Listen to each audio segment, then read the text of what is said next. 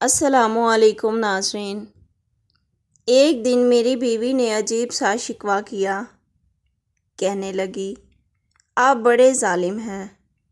ہماری شادی کو 8 سے 9 سال ہو گئے ہیں، لیکن آپ نے کبھی مجھے میکے میں رات نہیں گزارنے دی۔ شوہر نے حیران ہو کر کہا کہ میں نے کب آپ کو وہاں رات رہنے سے منع کیا ہے؟ آپ جائیں، جتنا دل چاہے وہاں رہیں۔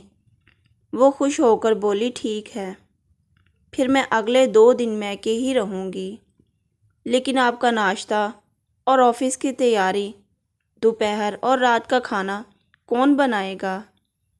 شوہر نے کہا کہ آپ کو تو پتہ ہے نا کہ میں ہر طرح کا کھانا پکانے میں ماہر ہوں، کپڑے بھی خود دھو لیتا ہوں اور پریس بھی کر لیتا ہوں۔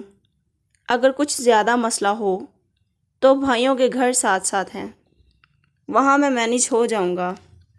آپ فکر نہ کریں اور سکون سے میکے جائیں۔ کچھ ضروری ہدایات کے بعد میکے چلی گئی۔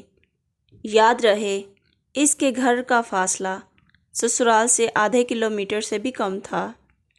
رات گزر گئی۔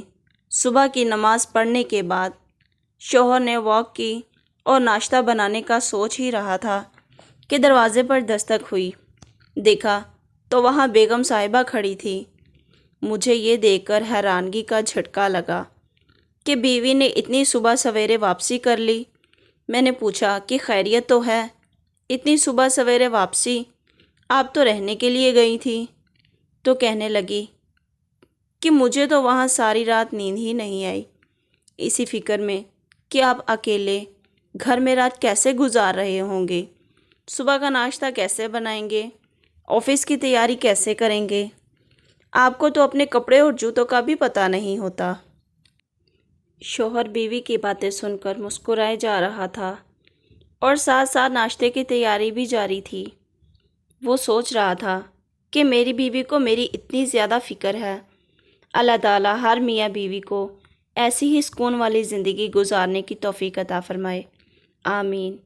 امید کرتی ہوں ناظرین آپ کو تو یہ میری سٹوری بہت زیادہ اچھی لگی ہوگی، تو پلیز میرے چینل کو لائک اور سبسکرائب کریں اور بیل آئیکن کا بٹن دبانا نہ بھولیں۔